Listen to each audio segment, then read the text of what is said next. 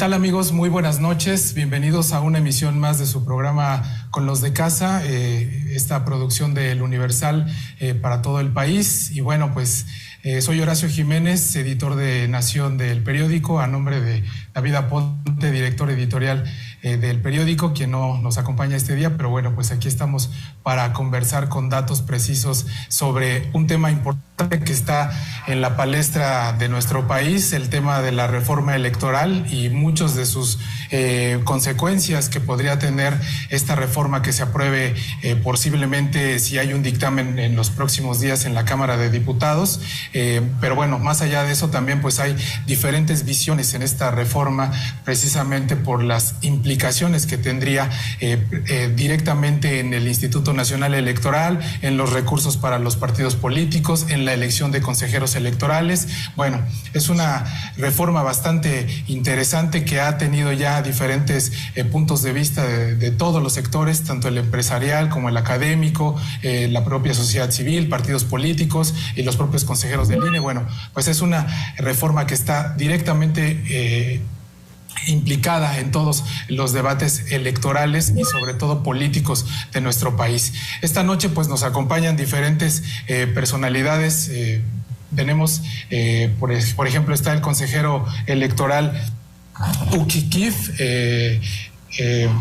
Espadas, que es consejero electoral del Instituto Nacional Electoral, para debatir esta noche sobre el tema. ¿Cómo está, consejero? Muy bien, muchas gracias. También nos acompaña en esta mesa el diputado Jorge Triana. Él es vicecoordinador de la bancada del PAN. ¿Qué tal? Buenas noches, Horacio. Gusto en saludarte. Consejero Espadas, Juan Pablo, un gustazo. Gracias. Y bueno, como cada semana, pues nuestro compañero y colaborador del periódico, Juan Pablo Becerra. ¿Qué tal? Mucho gusto estar aquí con todos ustedes. Pues bienvenidos, muchas gracias por su participación y por su oportunidad de estar con nosotros esta noche. Y pues digo, si para abrir boca tenemos un video que nos grabó, que iba a participar esta noche con nosotros el diputado Mario Yergo, quien es representante de Morena ante el Instituto Nacional Electoral. Sin embargo, por cuestiones de agenda pues no pudo estar, pero bueno, él nos graba una participación y me gustaría que lo escucháramos si no tienen inconveniente, porque es pues una posición interesante de Morena de saque en este debate, sobre todo porque pues ellos fueron los que dieron a conocer esta encuesta polémica hace unos días, en la que pues el INE tiene por ahí algunos resultados interesantes, sobre todo para la sociedad, en cuanto a la aprobación del INE y de esta reforma electoral. Vamos a escuchar a Mario Yergo. Saludo a Horacio Jiménez y a quienes hacen posible este esfuerzo informativo, y también saludo a los invitados en esta mesa. El tema que nos ocupa pues tiene que ver con el ocultamiento de las encuestas que desde la presidencia del Instituto Nacional Electoral, Lorenzo Córdoba Vianello, mandó llevar a cabo.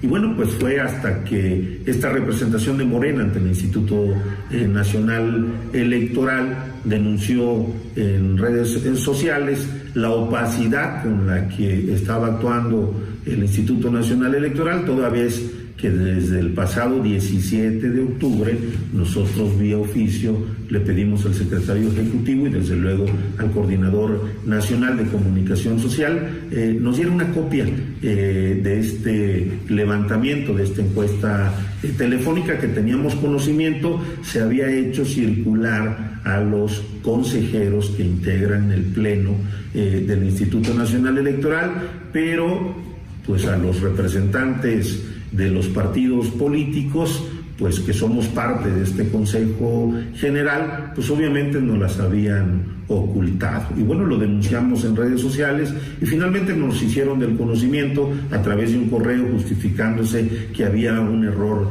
de procedimiento. Pero ¿por qué Lorenzo Córdoba no elaboró un video como suele hacerlo para dar a conocer encuestas de otros diarios o encuestas de organismos internacionales? Por la simple y sencilla razón que los resultados echaban por la borda la falsa narrativa de que el presidente de la República quiere desaparecer el Instituto Nacional Electoral, y desde luego también pues echaba por la borda el discurso golpista en contra de nuestro movimiento. Y aun cuando los medios de comunicación ya dieron cuenta de este levantamiento, de esta encuesta telefónica, es importante recordarle al auditorio los resultados. El 93% de los mexicanos está de acuerdo en que haya una reducción al financiamiento público de los partidos políticos, que bueno, pues desde luego en tiempo ordinario. Los mexicanos también en esta encuesta telefónica se pronunciaron, más del 80%, en que haya una disminución de diputados federales y de senadores de la República, es decir, está de acuerdo y acompaña la iniciativa del presidente Andrés Manuel López Obrador. El 74% de los mexicanos encuestados en esta muestra está de acuerdo en la reducción al presupuesto del Instituto Nacional Electoral, pero algo muy importante, lo asocian los mexicanos en este levantamiento, como se consigna en el propio documento, lo asocian con los altos sueldos de los consejeros y de la alta burocracia, de esa burocracia dorada que el presidente de la República, pues desde luego en su iniciativa pretende reducir. Y bueno, pues estos números no convenían a los intereses de Lorenzo Córdoba y la ocultaron. Entonces es importante, no hemos conocido todavía una posición al respecto. Ellos argumentan de que esta encuesta estaba en el portal de transparencia. Desde luego que nosotros,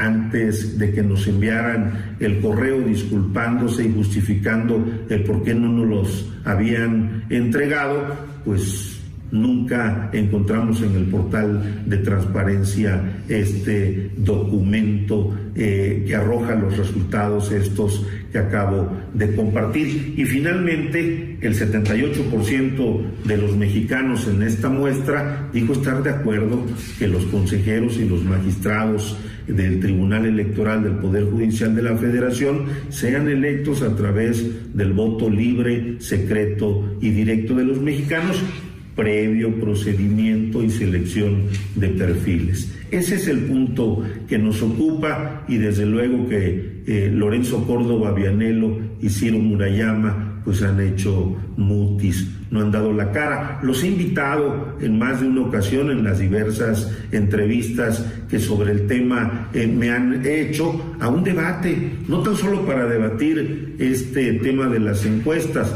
sino también para debatir la iniciativa del presidente de la República en materia electoral, y que desde luego pues echa por la borda esa falsa narrativa que tienen de que el presidente quiere desaparecer al INE, que el presidente quiere tener el control del órgano electoral, y bueno, pues esas y otras cosas. Consejero, ¿cómo ve esta parte?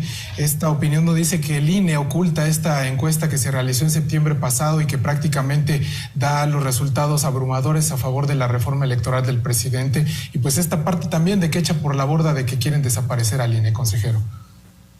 A ver, lo primero que hay que decir es que la argumentación del diputado Yergo parte de una premisa falsa. No es verdad que el INE haya ocultado esta información. El INE no es un medio de comunicación ni una fuerza política, y estas encuestas que se hacen, de las que se hacen 3 al año, 2 telefónicas y 1 presencial, tiene como objeto nutrir a la comunicación social del INE de información sobre la imagen del propio INE y de los temas a debate en la materia de trabajo del instituto. Esto independientemente de que, como he dicho en otras ocasiones, el contenido de las preguntas hechas en esa encuesta sí fue una pifia. Hay cosas que no son susceptibles de consulta popular, los derechos políticos de las personas entre ellos, es decir, una mayoría no tiene por qué definir los derechos políticos de las minorías, y la opinión mayoritaria en ese sentido, tratándose de opiniones irrelevantes, pues ni siquiera tenía que haber sido consultada. La encuesta estaba a disposición de todos los integrantes del Consejo y del público en general en el portal de transparencia del INE desde el día 13 de octubre, de forma tal que la pretensión de que se ocultó no se surte, no se alimenta de la realidad. El otro asunto es que, hombre, a ver, si yo pregunto cosas como, ¿quiere usted pagar impuestos? ¿Quiere usted que se disminuyan las contrataciones a medios de comunicación? ¿Quiere usted que el erario deje de pagar los servicios que prestan las empresas de comunicación? Todos sabemos que las respuestas que el público en general dará a esas preguntas es que no. Esa es una de las razones por las que hay temas, por ejemplo, que incluso están excluidos constitucionalmente de poder ser llevados a consulta popular. Entonces, la encuesta es algo que se hace rutinariamente, de ninguna manera se ocultó. Quien lo afirme así miente, y sí hubo errores en la concepción de la encuesta y se preguntaron cosas que no se debían preguntar y que desde luego no correspondía al Instituto Nacional Electoral preguntarles. Correcto, consejero. Juan Pablo, ¿cómo la ves? Bueno, de entrada, ¿cuándo grabó ese mensaje el diputado? Hoy en la mañana. Hoy en la mañana. A lo mejor no estaba enterado de la encuesta que dio a conocer Morena hoy, pero yo se las voy a dar a conocer para la gente que nos acompaña, por si no la saben, ¿no? Hoy Mario Delgado dio a conocer una encuesta que es de una empresa, Parametría, que es una empresa, digamos, seria. Y entonces, la pregunta, para que vean, es muy importante, porque este es el respaldo al INE, ¿eh? Esto es fundamental, porque desde Morena y desde Palacio Nacional hablan de que está desprestigiado el INE. Pues no, resulta que no. Ya, yo iba a citar otra encuesta, pero ya que Mario Delgado nos hace favor de darnos a conocer esta, dice: ¿cómo califica el desempeño actual del Instituto Nacional Electoral, el INE? Bien, muy bien, mal o muy mal. Bueno, pues bien y muy bien, 73%. O sea que esa aprobación no la tiene ni Obama ni el presidente de la República, perdón, ¿no? Entonces, 73% es altísimo. Aparte del Ejército, la Marina, dependiendo de la encuesta, y ahora la Guardia Nacional, el INE es la institución del país que tiene la fuerza de los ciudadanos, el apoyo absoluto de los ciudadanos. Y también es importante señalar la otra parte. ¿Quiénes consideran que el desempeño actual del INE es malo o muy malo? 12, porque hay un porcentaje que luego no contesta, ¿no? 12%. O sea, 1 de cada 10 mexicanos adultos son los únicos que tienen una opinión negativa del Instituto Nacional Electoral. Encuesta mandada a hacer por Morena. Entonces, en ese sentido, ya no nos pueden estar diciendo, ni desde Morena, ni desde Palacio Nacional, ni desde el PRI, si acaso va a votar con ellos, no nos pueden estar diciendo que el INE tiene desprestigio, porque no.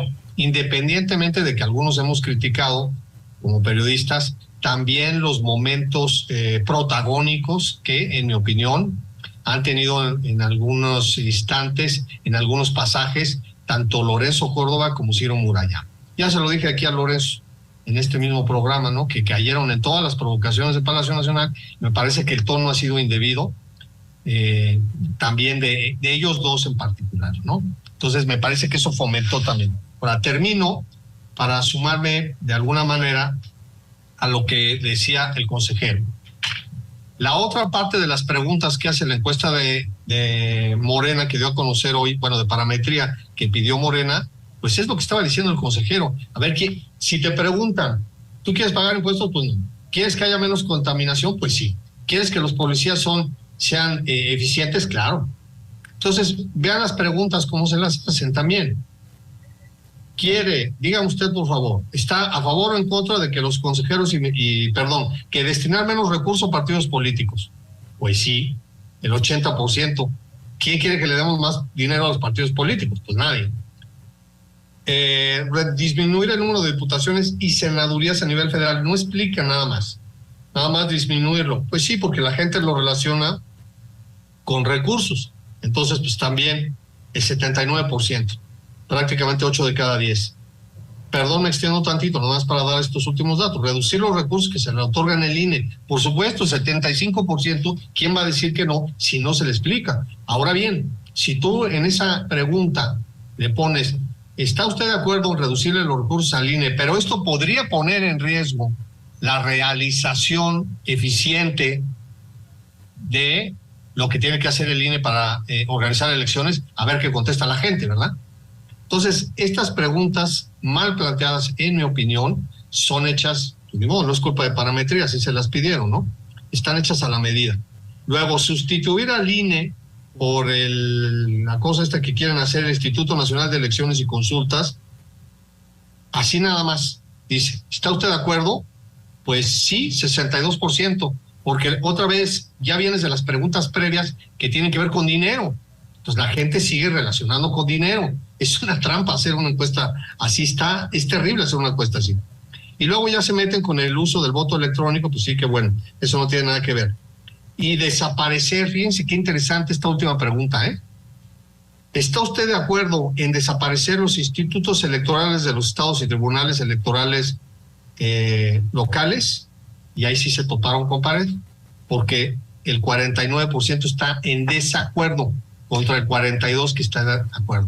Entonces, primero que nada, el INE tiene un respaldo sólido de los mexicanos y eso es lo que me parece que hay que subrayar y resaltar en estas etapas tan difíciles. Termino nada más diciendo que la pregunta, claro, que los consejeros y magistrados electorales sean elegidos directamente por la ciudadanía, así sin explicar, pues claro, ¿quién va a decir que no? La gente, colectivamente, de forma comunitaria, masiva, como sociedad, ¿quieres elegir a tus autoridades o a tus representantes? Pues sí, siempre va a decir que sí. ¿Quién va a decir no, yo no quiero? Ahora habría que explicarles, oye, tú tienes los conocimientos técnicos para escoger a las personas. Es como si quieres elegir tú a los técnicos de Pemex, que van a estar en Dos Bocas. Vamos a elegirlos todos también, ¿no? Sí, y fíjate que desde la perspectiva, precisamente, incluso, como decía el consejero, en esta encuesta de Morena que da a conocer Mario Delgado esta tarde, sube la aprobación del INE con respecto a la que hizo el propio INE en septiembre pasado. Y obviamente, pues a la gente no se le pregunta directamente si está de acuerdo. O sea, si la gente... Porque, perdón, te apunto ahí, perdóname, te interrumpa. Claro, porque es en vivienda, ojo, Además, sí, es en vivienda. Es en vivienda, entonces por eso subió, porque la previa era telefónica. Y en vivienda, que es más exacta, perdón por la interrupción, es muy importante señalar eso. Qué bueno que lo menciones. Sí, no, bueno, y además tiene un mucho mayor espectro de personas entrevistadas, porque aquí son 800 y la del INE solamente llegaba a 400. Pero bueno, también quiero preguntarle, bienvenido, diputado. Sé que estamos en el pleno debate del proyecto, bueno, más bien ya del presupuesto de egresos, pero no me quiero ir sin preguntarte. Ya platicamos esta parte de la encuesta, pero también está la parte legislativa. No sé si llamarle percepción de la gente de que sí va a haber una reforma electoral, no va a haber una reforma electoral. El secretario de Gobernación lleva varios días diciendo que hay negociaciones entre PAN, PRI y PRD, pues precisamente para construir esta reforma electoral. ¿Es cierto o no es cierto? Y te lo pregunto yo, ¿cómo ves esta parte de si hay dictamen o no hay dictamen? Mira, a ver, creo que de entrada ha habido una errática narrativa de comunicación de todos los partidos políticos y se ha valido de ella el presidente y sus partidos afines. Y aquí también lo digo a manera de autocrítica. No se trata de estar a favor o en contra de una reforma electoral. Es decir, el presidente de la República envió una reforma que modifica 18 artículos de la Constitución Política de los Estados Unidos Mexicanos, y que esta reforma, que es la que tiene que ver con disminuir prerrogativas a partidos políticos, que es la que tiene que ver con modificar la organización o el método de selección de los consejeros electorales, con eliminar de facto los organismos electorales a nivel local, etcétera, pues no cuenta con el respaldo suficiente ni adentro de la Cámara de Diputados ni afuera de la Cámara de Diputados. ¿Qué fue lo que hicieron? Meterla a la Comisión de Puntos Constitucionales, a la comisión de reciente creación en la Cámara de Diputados de reforma político-electoral, para ser dictaminada junto con 56 reformas a leyes secundarias propuestas por diputados y otros 50 a la Constitución también emanadas de los diversos grupos parlamentarios de los diputados, para que haya un solo dictamen. Esto quiere decir que el dilema no va a ser si votas a favor o en contra de una reforma. Puedes estar a favor de un tema, en contra de otro tema, etcétera. Y esto me parece que hay que acotarlo. En ese aspecto, bueno, no hay ninguna línea de comunicación ni negociación, por lo menos de mi partido, con el gobierno para aprobar la reforma electoral del presidente de la República. Esto es completamente falso, es una mentira abierta del secretario de Gobernación, esto no es así. Lo que sí hay es una mesa de trabajo conformada por 3 diputados de cada grupo parlamentario para analizar las 56 reformas a leyes secundarias y 50 constitucionales emanadas de los partidos políticos. Aún así, nosotros creemos que esta reforma electoral, si es que la hay, viene a destiempo, que debió haberse llevado a cabo inmediatamente después de concluido el proceso electoral del año 2018, como han venido siendo las anteriores generaciones de reformas electorales, con excepción de la de 1994, porque vivíamos en un proceso muy complicado políticamente, con una crisis política muy grande, y se tuvo que llevar a cabo de manera emergente y con prisas.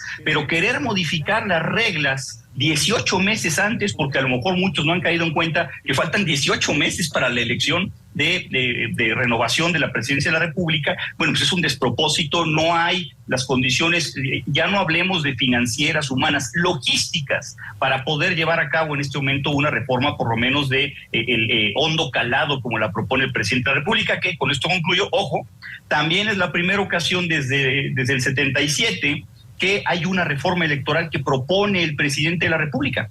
Generalmente son los partidos políticos, y si me apuras los de oposición, los que se reúnen para ver qué reglas hay que modificar, y se modifican en función de la experiencia anterior en la jornada electoral. Así sucedió en el año 2007, así sucedió en el año 2014, etcétera. Bueno, y aquí estamos muy a destiempo. Entonces me parece que en ese sentido yo lo que te diría es no hay manera como pueda ser procesada la reforma del presidente. Solamente podría ser procesable una pequeña miscelánea de reformas a legislación secundaria emanadas de los partidos políticos, y es lo que vamos a empezar a analizar en este grupo de trabajo a partir de la semana que viene.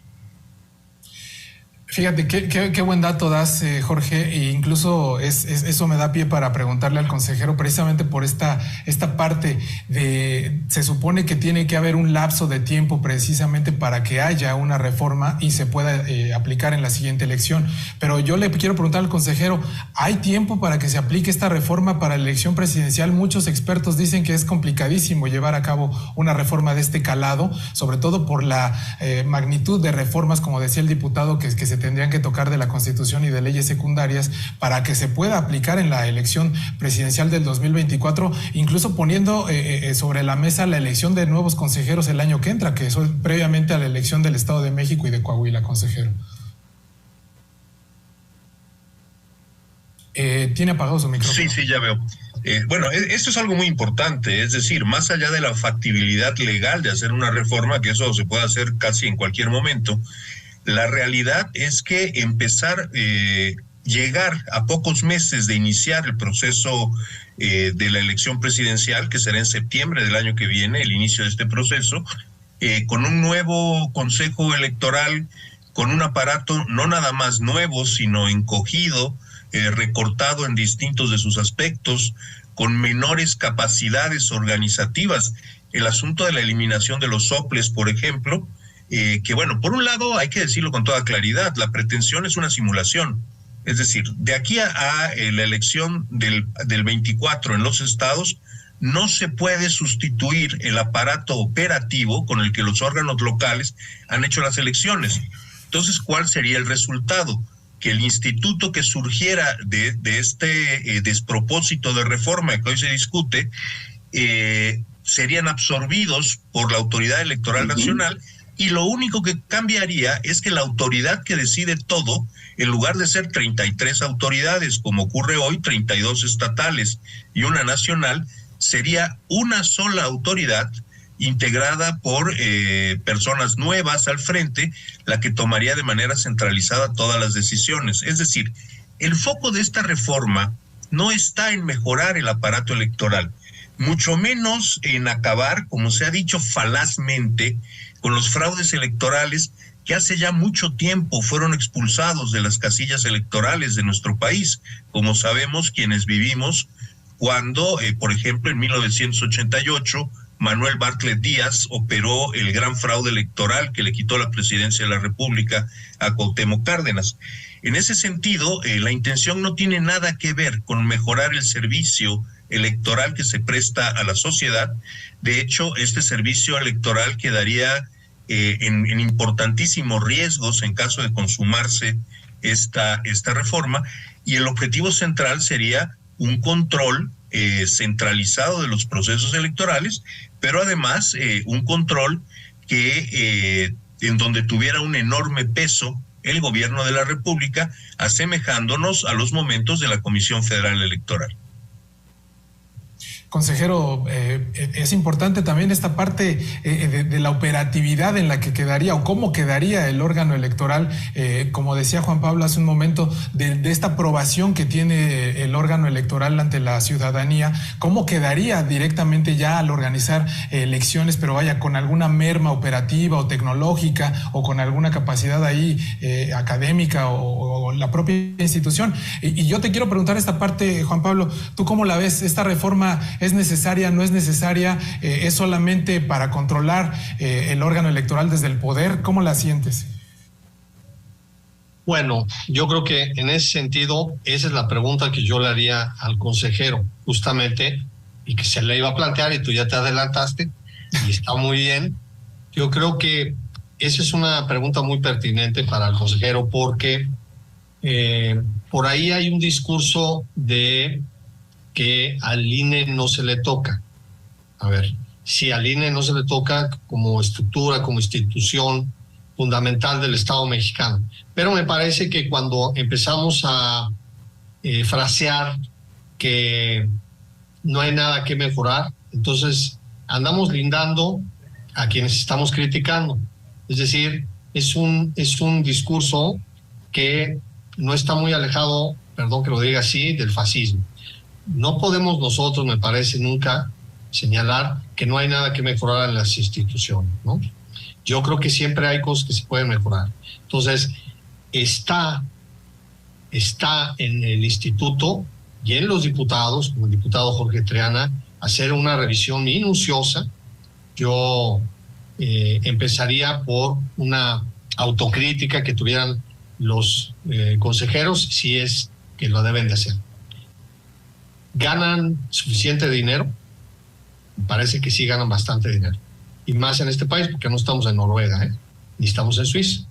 Entonces, los gastos que tienen son los suficientes. Sí, más que suficientes. Es como el servicio exterior. Tienen grandes sueldos que se merece el servicio exterior porque es uno de los orgullos del Estado mexicano. Está bien. A ver si le pueden bajar tantito. Piensen. Después, ¿qué tantas prestaciones tienen? Revísenlo. Estamos en un país que tiene muchos contrastes, muchas desigualdades. Yo creo que eso puede aplicar para todos, ¿no? Revísenlo. Se gastan mucho dinero en comidas o en choferes, en celulares, revísenlo. Que lo revisen los diputados también, sin afectar las labores sustanciales. Entonces, yo estoy hablando de lo que podría ser, entre comillas, superfluo. Ahora, la parte que tiene que ver con las potestades del INE para organizar las elecciones, ahí sí no. Ahí sí no se le toca al INE. Porque si uno ve, y si me equivoco, pues lástima que no está el diputado aquí del Morena, pero la iniciativa que enviaron pretendía, por ejemplo, lo voy a decir llanamente o de la manera más simple, casi que la Secretaría de Gobernación fuera, como en el pasado, que palomeara una parte del padrón o listado, y me va a corregir ahorita si me equivoco el consejero.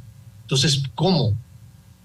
el señor Adán Augusto va a palomear quiénes votan y quiénes no votan en el 2024 en términos de cuidado en esos distritos. Fíjate que ahí el PAN nos va a pegar.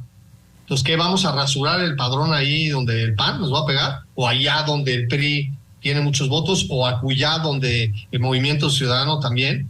No, me parece que eso hay que tener mucho cuidado. Entonces, yo apelaría a que si va a haber algún... A ver, reforma constitucional no va a haber. No tienen los votos, a menos que el PRI haga un PRI. Es decir, que haga un numerito de estos, ¿verdad? Entonces, si no, no va a pasar. Y lo saben los consejeros, no va a pasar. No pasa nada. Pero suponiendo que el PRI haga un PRI, pues habría que ver cómo se evita que se le causen daños al INE.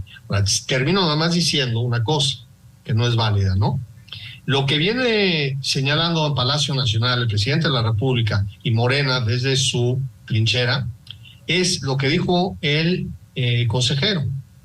Ellos vienen afirmando y pretenden convencer a la gente que eso está muy mal, que el INE organiza elecciones fraudulentas. ¿Cómo? O sea, ¿cómo? Entonces, ¿cómo llegaron a la presidencia en el 2018? ¿Por medio de un fraude del cual fue cómplice el INE? Entonces resulta que el INE es fraudulento junto con Morena. ¿Y cómo es que ahora en 4 años, Horacio, ganaron todo, casi todo lo que pretendía Morena? Entonces, eso también fue fraudulento junto con el INE y los organismos estatales. O sea, Morena hizo fraude junto con el INE y los organismos estatales. Y 22 gubernaturas para ellos. Exactamente. Entonces, y luego, la mayoría que tienen la mayor parte de los congresos, perdonando la redundancia, también hubo un fraude coordinado con el INE. Es absurdo lo que están haciendo, lo que está diciendo el presidente. Yo no diría que absurdo, no se vale. Me parece que arengar a la gente diciendo que el INE hace elecciones fraudulentas, pues no, perdón, me van a alegar que en el 2006 el IFE, el entonces IFE, fue parte de una conspiración para beneficiar a Felipe Calderón. A ver, todos los periodistas, y tú no me vas a dejar mentir, todos, incluidos los muy afines a ese movimiento que ahora se llama 4T, buscamos hasta por debajo de las piedras a ver si había evidencias de un posible fraude. Y más allá de la intervención indebida del presidente de la República, de Vicente Fox, que el tribunal dijo que había puesto en riesgo la elección, no encontramos nada. Entonces me parece que ese discurso del presidente, porque le cae mal Lorenzo y porque le cae Lorenzo Córdoba y porque le cae pésimo Ciro Murayama, pues a lo mejor a muchos de nosotros nos pueden caer también gordos, ¿verdad? Pero eso no tiene nada que ver. Como a nosotros nos puede caer a lo mejor gordo también el señor Delgado. O sea, es muy trivial, es trivializar, y yo pediría que no permitamos que se trivialice y que se vuelva un asunto binario. INE malos, nosotros buenos, porque eso es lo que está sucediendo. Y yo dejo la pregunta ahí para que cuando pueda el consejero, no hay nada que reformar en el INE, honestamente, no hay nada que podamos hacer mejor adentro del INE o que pueda implicar un desempeño más austero. Consejero. Sí, de verdad te agradezco la pregunta. A ver, yo he sido muy crítico del desempeño del instituto. En los plenos del Consejo General he dicho cosas muy duras. He reclamado en alguna ocasión que se ha rebasado el marco de las facultades del instituto. Por ejemplo, en materia de acciones afirmativas, en realidad de cuotas, porque no hay que identificar acciones afirmativas con cuotas. Las cuotas son una o pueden ser un tipo de acción afirmativa, pero hay otras acciones afirmativas. Y de hecho este es uno de los temas que ha movido a partidos de oposición a considerar acordar limitaciones en la ley, cosa que además yo les propuse desde la mesa del Consejo General. Entonces yo no soy partidario de que el INE no se toca. Yo creo que el INE no es prudente tocarlo hoy, en vísperas de una elección presidencial, que como han sido todas las elecciones presidenciales en las últimas décadas en México, va a ser una elección tensa políticamente, conflictiva muy probablemente. A ver, para eso hacemos elecciones, para que las tensiones se diriman en un espacio institucional, las contradicciones políticas se diriman en un espacio institucional y no haya rupturas en el país. Para eso son las elecciones. En cuanto a los ingresos, acá lo digo con todas sus letras, el secretario de Gobernación, Adán Augusto López, miente cuando afirma que los consejeros ganamos 350,000 pesos mensuales. Yo no cobro ni la mitad de eso, quiero decir. Pero añado otra cosa. A diferencia de la mayoría de los funcionarios públicos, diputados, senadores, secretarios, presidente de la República, los consejeros no podemos tener ningún otro ingreso. Estamos vedados constitucionalmente para eso. ¿Esto qué significa para mí en lo concreto? Para asumir la condición de consejero en 2020, yo tuve que renunciar a una serie de libros de texto de estructura socioeconómica de México, textos de bachillerato, que yo escribía desde 1992, revisándolos anualmente, de los que se vendían aproximadamente 20,000 ejemplares anuales y que me pagaban regalías. Yo tuve que renunciar a eso. Esa es una renuncia que nadie más en el servicio público tiene que hacer. Recordemos que el presidente de la República, por ejemplo, el año pasado cobró más dinero por las regalías de la venta de sus libros que como presidente de la República. Un consejero no puede hacer eso. Hay que discutir los ingresos de los funcionarios del INE, se pueden discutir, me parece bien, pero se tienen que discutir sobre la base del trabajo que se invierte, la especialización del trabajo, el tiempo que se invierte, y no nada más sobre una idea de sentido común de, no, me parece que ese dinero es demasiado dinero y que cobren menos. Eso no me parece que sea un criterio administrativo adecuado, no se debe de usar en el servicio público, no se usa en las empresas. Y sobre otras prestaciones, a ver, por ejemplo, las oficinas de los consejeros tienen una partida de alimentación. Se dice que lo usamos para ponernos borracheras de lujo. Hombre, no alcanzaría para empezar. Pero, por ejemplo, a ver, el primer año que me la pasé en la pandemia, yo no gasté un solo peso de alimentación. Hubiera sido una indecencia estar encerrado en mi casa en Mérida y además cobrar alimentos. Hombre, mi alimentación la pago yo. Al día de ayer, sin embargo, por ejemplo, que tuve a mi equipo de asesores encerrado en la oficina de 8 de la mañana a 10 de la noche, donde se vieron en la necesidad de comer, desayunar y cenar en la oficina, pues salió, sí, de la partida de alimentación de la oficina, y créanme que no comieron ni langosta, ni pato laqueado, ni cosa que se le parezca. En general se comen tacos, algún sándwich y alguna ensalada eventualmente, y es dinero que usan trabajadores mientras están trabajando.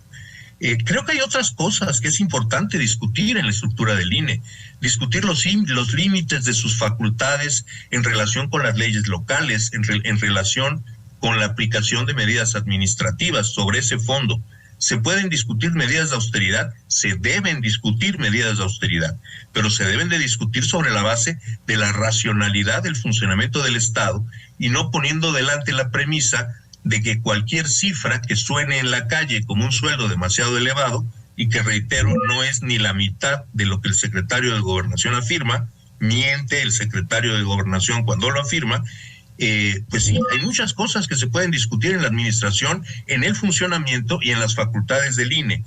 Pero para que esto se haga prestando un servicio a la sociedad, que es la que paga finalmente, se tiene que hacer no en vísperas de una elección presidencial, sino justamente pasando la elección presidencial. Y añado, en el caso de México, en el caso de estos momentos, en el contexto de una gran reforma al sistema político mexicano en su conjunto, que está pendiente desde el año 2000, cuando se dio la alternancia en la presidencia de la República.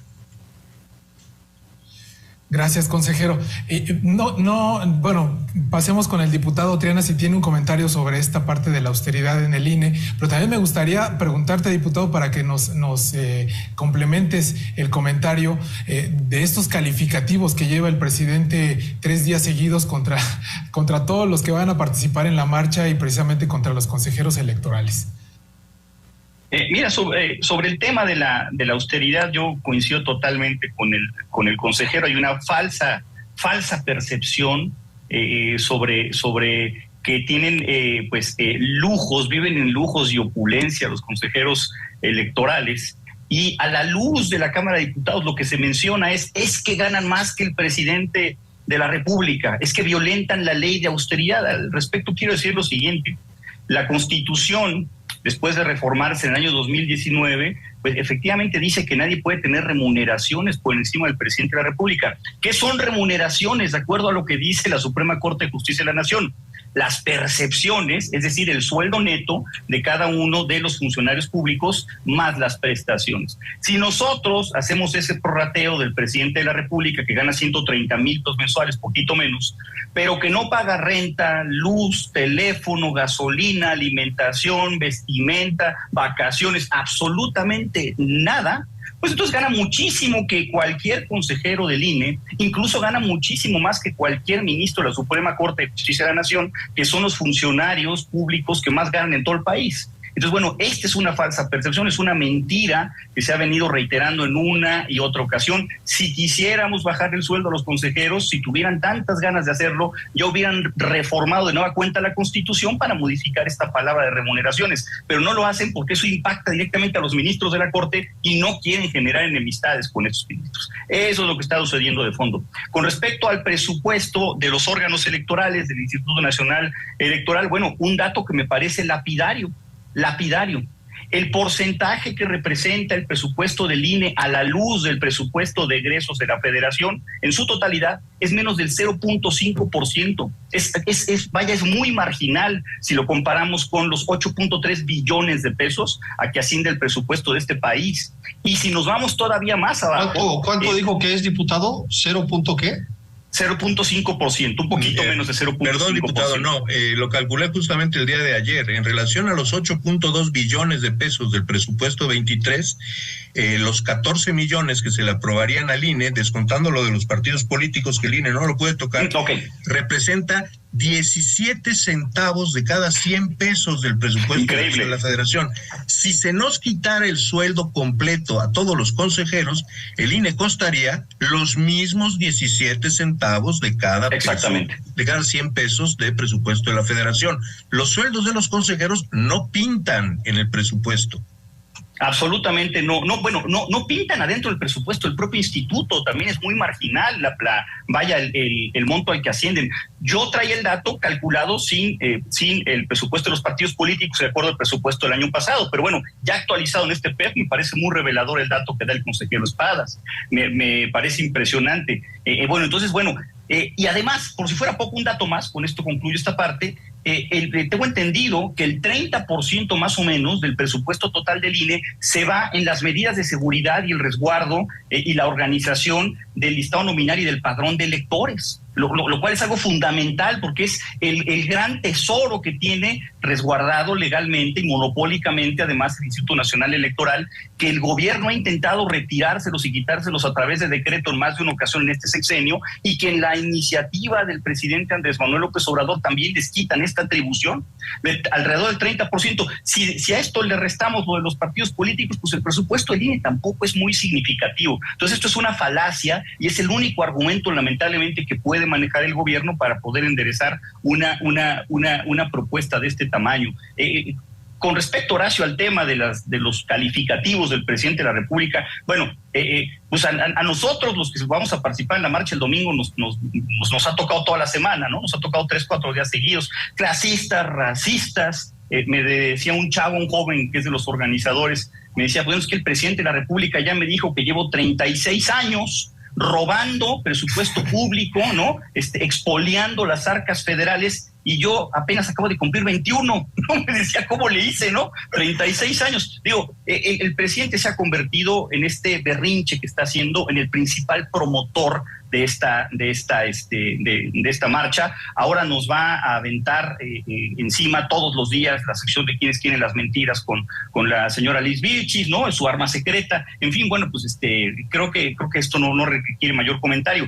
Pero los denuestes, las agresiones, los insultos, los descalificativos contra consejeros electorales, especialmente contra el presidente del consejo, contra el consejero presidente, pues han venido todos los días, y también ha sido cabuz de batalla para poder desacreditar el trabajo del Instituto Electoral. Entonces, aquí en la Cámara de Diputados, hace rato yo debatía con diputados de Morena y me decían, tú defiendes al corrupto de Lorenzo Córdoba. Yo no sé si sea corrupto, ¿no? O sea, no tengo elementos tangibles en este momento para calificarlo de esa manera, pero lo que sí les quiero decir es que me parece que Lorenzo Córdoba sale en 3-4 meses, termina su periodo, Entonces, bueno, pues ni siquiera es un pretexto para poder desmoronar por completo, desgajar una institución tan importante como el Instituto Electoral, el actuar de su presidente que está a punto de salir. Creo que es otra la discusión, como mencionaba Juan Pablo, discutamos un tema administrativo, discutamos un tema ya de funcionamiento interno. Lo que sí yo pongo sobre la mesa es sobre si este es el momento de llevarlo a cabo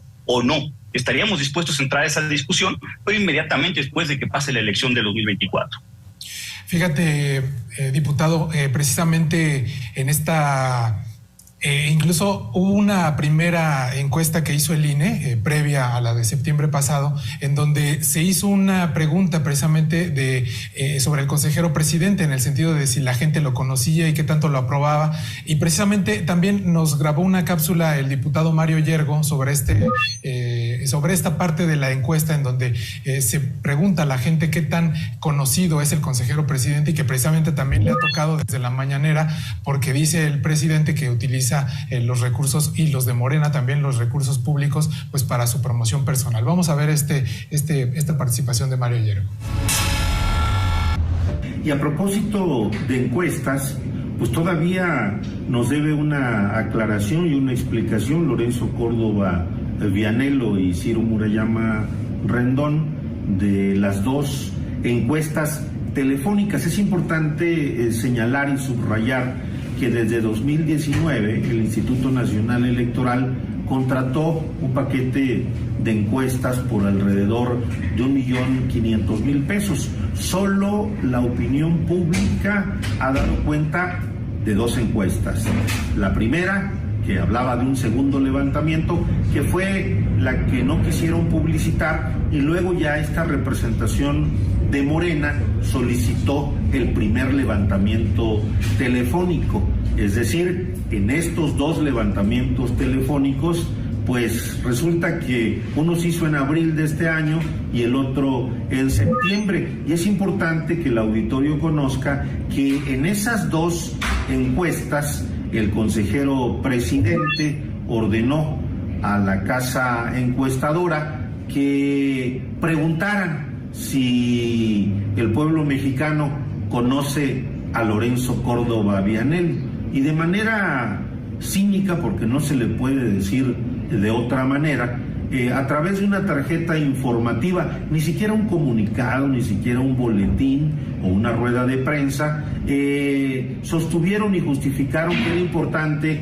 conocer el reconocimiento del presidente del Instituto Nacional Electoral por los embates, según ellos, recibidos por parte del presidente de la República. Sin embargo, la pregunta no fue en el sentido de evaluar el desempeño del presidente del Instituto Nacional Electoral, sino la pregunta fue si conocían a Lorenzo Córdoba Vianello. Es decir, estamos ante una promoción personalizada, y bueno, pues nos comprometemos a hacerles llegar a la audiencia y a este programa una copia de las dos encuestas. ¿De qué se trata? Nunca evaluaron el desempeño del órgano electoral o del instituto o del presidente, sino la pregunta iba orientada a conocer el nivel de popularidad de Lorenzo Córdoba Vianello. Nos debe todavía una respuesta y una aclaración en ese tema. Escuchamos al diputado Mario Yergo, representante de Morena ante el INE, y yo le quiero preguntar al consejero, ¿cómo ve, consejero? ¿Hay este tipo de calificativos o esta parte de la acusación de Morena de que el consejero presidente utiliza los recursos del Estado mexicano para su promoción personal? A ver, ahí se podría encontrar algún elemento si efectivamente esas encuestas se difundieran y se hiciera propaganda con ellas, pero justamente la acusación es que esas encuestas no se difunden. Entonces, pues ahora sí que estamos o no estamos. Si se difunde la encuesta y se hace propaganda personalizada, o no se difunde la encuesta, y eso es muy feo, pero en consecuencia no puede haber propaganda personalizada. Muchísimas instituciones del país realizan encuestas para medir su percepción pública. Y encabezar al titular de una institución es algo rutinario. Estas cosas las hacen los gobernadores, las hacen los alcaldes de municipios grandes.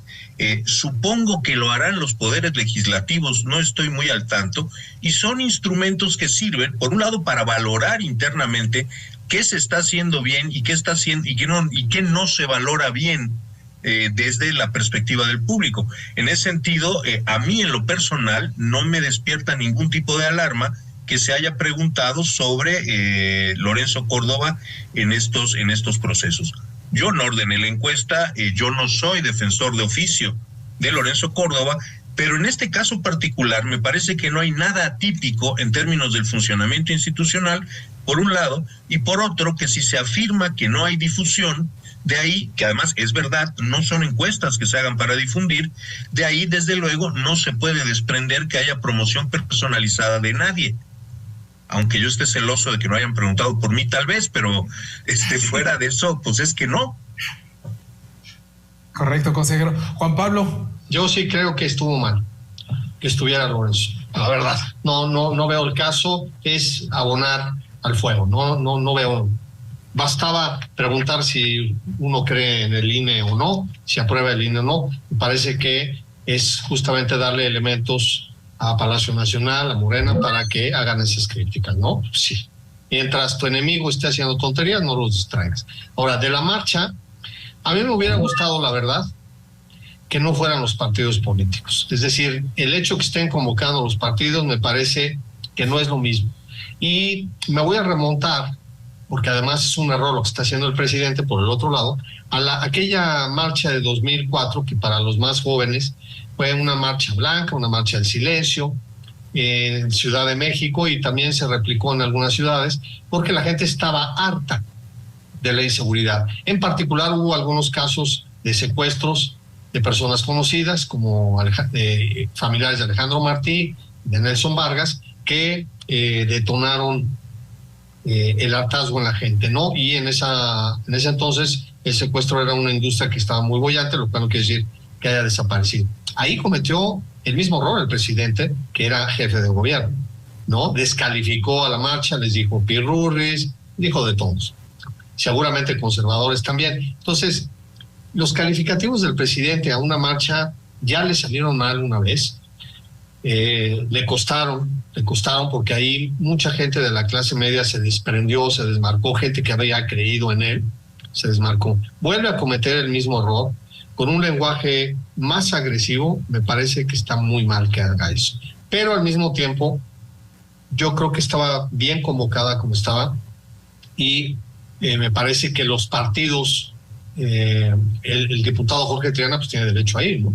Por supuesto, pero me parece que no está bien que los partidos hagan un llamado orgánico, ¿no? Porque entonces pues, va a decir, ya sabes lo que va a pasar, ¿no? Miren, los acarrearon el PRI, el PAN, Movimiento Ciudadano, en fin. Creo que ahí cometieron un error de estrategia. Y por otro lado, pues yo les recomendaría que esa cifra buenísima que nos acaba de dar, que nos estaba dando Jorge y que nos estaba dando el consejero, de 17 centavos de cada 100 pesos, es lo que representa el presupuesto del INE. Bueno, yo que tengo sangre yucateca, porque mi mamá es yucateca, pues al consejero y a mí no nos alcanza con esos 17 centavos ni para un pedacito de cochinita. Entonces, la verdad, pues vean cómo están comunicando, ¿no? Eso lo deberían de comunicar. Sería una buena campaña contrarrestar con eso, ¿no? Lo que representa el presupuesto del INE, vean ustedes, ¿no? Porque la imagen que queda es que son unos gastalones, ¿no? Y que casi están bebiendo botellas de Vega Sicilia en los restaurantes. Entonces, eso sería muy importante comunicarlo, en términos de que, además, al quitar o sustraer de ahí, de la ecuación, a los sueldos de ustedes, pues siguen siendo 17 centavos. A lo mejor son 17.24 con sueldos y 17.13 con sueldos, no sé. Pero lo que sea no cambia, realmente no cambia la ecuación, ¿me explico? Entonces, ahí tienen también ustedes, como es lo que le decía yo a Lorenzo Córdoba, Horacio, es que ustedes caen en todas. En lugar de que ustedes se concentren en lo que se tienen que concentrar, ustedes caen en todas. Se lo dije aquí en este programa. No caigan en todas. Ustedes concéntrense en lo que tienen que comunicar y caen en todas. Bien, Juan Pablo. Pues digo, está buenísimo el debate, pero bueno, vamos a ir cerrando el programa. Me gustaría, ya puso el balón en la cancha del diputado Triana, Juan Pablo, y a ver, ¿qué parece o qué les parece a los organizadores de la marcha que se estén incorporando representantes tanto del legislativo como de partidos políticos? Bueno, el PAN tiene su asamblea nacional este fin de semana y el propio Marco Cortés ya anunció que de ahí de la asamblea se van directo a la marcha. También participaría por ahí el PRD, Alejandro Moreno también dijo que lanzó una convocatoria de que va a participar. ¿Cómo ves, Jorge? Yo creo que sí es un error, coincido, el hacer un llamado institucional de parte de los partidos políticos como tal. Sí me parece que sí le quita un poco el caliz ciudadano a la marcha o la manifestación, como sucedió, lo que bien recordaba Juan Pablo, en la Marcha Blanca del año 2004, que fue una marcha completamente partidista. Esta es una marcha partidista, hay que decirlo. O sea, el comité organizador son organizaciones de la sociedad civil que extendieron esta invitación a los partidos y algunos reaccionaron, otros no.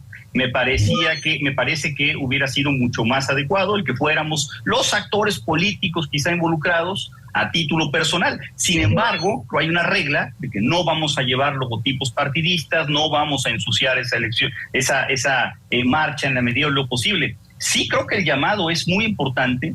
Ha habido otras marchas que se manifiestan en contra de algunos postulados del gobierno, algunas acciones del gobierno a lo largo de este sexenio, unas más grandes que otras, pero no se esperaba, por lo menos una no había generado tanta expectativa como esta del día domingo. Entonces sí creo que va a ser una marcha multitudinaria, mayoritariamente ciudadana, a pesar de que coincido que se cometió un error estratégico de inicio con esta convocatoria, ¿no?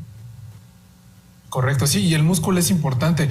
Hay quien me decía hace un rato que no querían llegar al Zócalo, ya a pesar de que el presidente ya lanzó este reto de que lleguen al Zócalo y que les van a limpiar la plancha con un evento deportivo que va a estar el fin de semana, pero bueno, porque no querían manifestar o mostrar de que no iban a llenar la plancha del Zócalo. Pero bueno, eso lo dejo aparte. Lo que yo quisiera preguntarle al consejero es, ¿desde el instituto van a participar en esta marcha, consejero?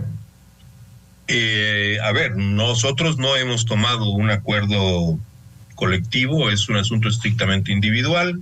Yo en lo personal he decidido no participar.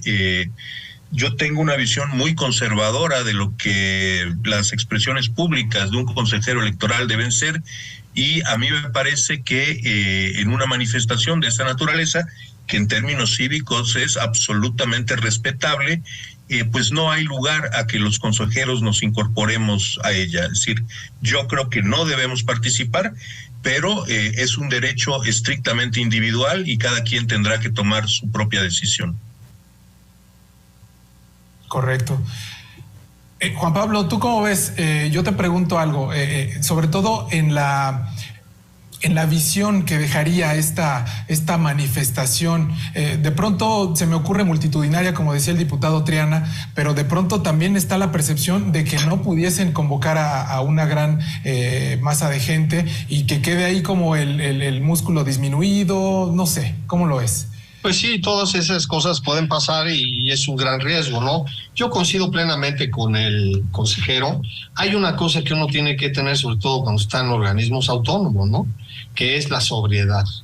Entonces me parece que la sobriedad, perdón que sea insistente, pero se lo dije también aquí a Lorenzo en el programa, digo, la sobriedad, porque ustedes están abonando a la estridencia. Ustedes en algunos momentos le dije a Lorenzo, me refería a Lorenzo, no al consejero Espada, me refería a Lorenzo y a Ciro Murayama, no Ciro Gómez Leiva. Les dije, ustedes están siendo estridentes, ¿no? Tú y Ciro Murayama, no mi amigo Ciro Gómez Leiva. Lo están siendo estridentes, están abonando al discurso, caen en todas. No es la labor de un consejero estar en esas. Tienen hasta mecanismos de comunicación social. ¿Por qué tienes que estar en todos los programas de radio, man, peleándote con el presidente? Entonces yo creo que no abonan.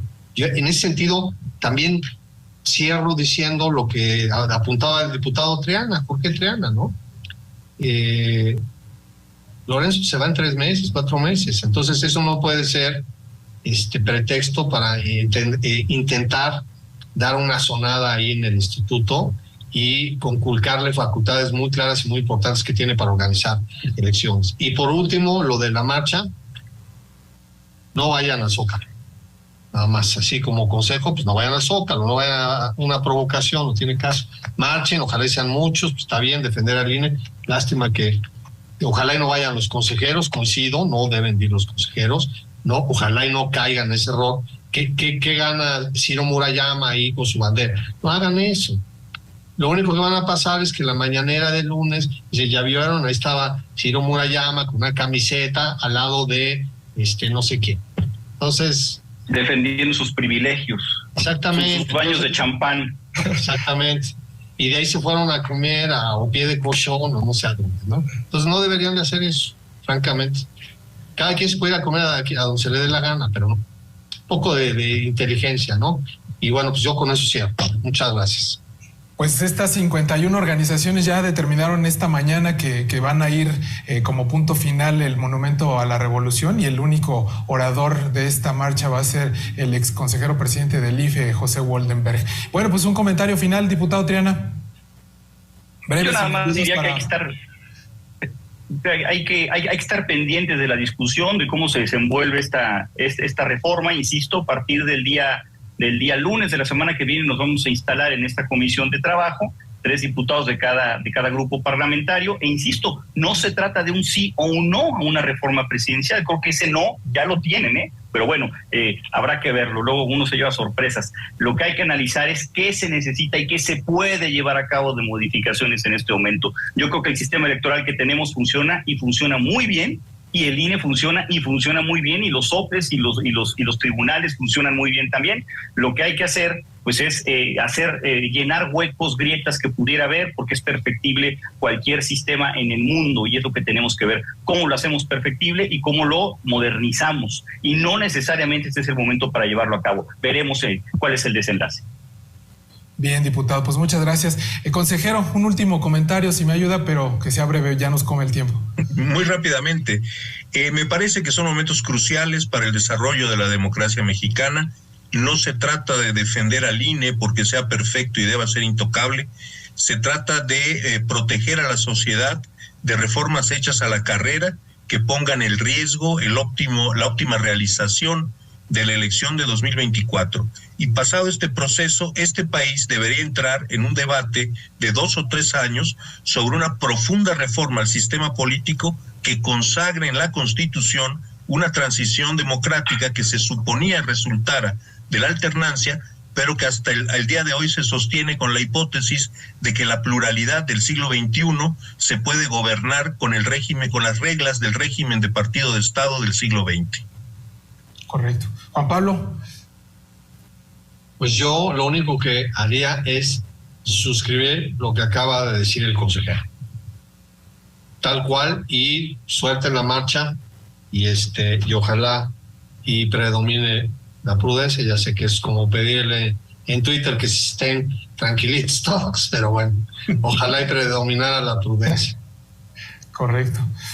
Pues yo le agradezco mucho al diputado Triana, al consejero Espadas y a Juan Pablo que nos hayan apoyado con su participación esta noche. Les reitero, muchas gracias a nuestros amigos del auditorio desde el Universal, pues esta sintonía esta noche, este debate del INE, si se encuentra en su peor crisis o no, pero pues bueno, lo van a saber en las próximas semanas. Yo les agradezco mucho, soy Horacio Jiménez, editor de la sección Nación, a nombre de David Aponte, director editorial de este periódico y titular de este espacio, que nos hayan sintonizado esta noche. Muchas gracias, buenas noches y que descanse. Gracias.